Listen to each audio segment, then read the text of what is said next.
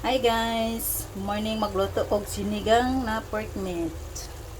Ayan, ginisa ko ng bawang, sibuyas, saka yung kamatis. Maglagay din ako ng watermelon. Saka konting kangkong,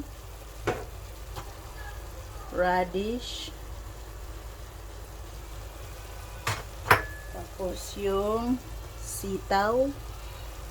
At saka yung talong, isa lang. At saka yung sinigang mix na may gabi. Ayan guys. Tapos, haluin ko muna yan. Ayan. Ginigisa ko yan para magkalasa yung pork. Tapos ngayon, malambot na yung kamatis. Ilagay natin yung watermelon.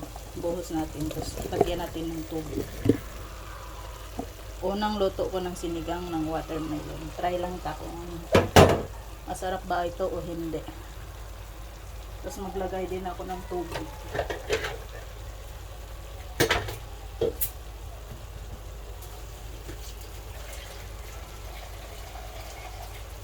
Lagay tayo ng tubig. Buhos natin dito. Yan guys. Sinigang sa watermelon.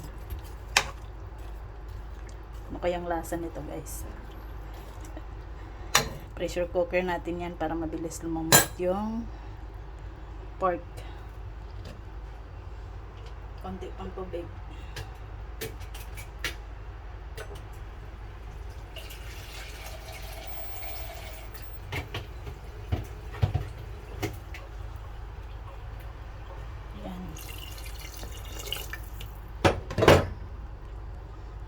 Haluin lang natin.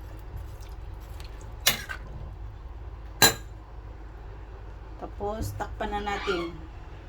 Para takip na yan. Pressure cooker natin para mabilis lumambot.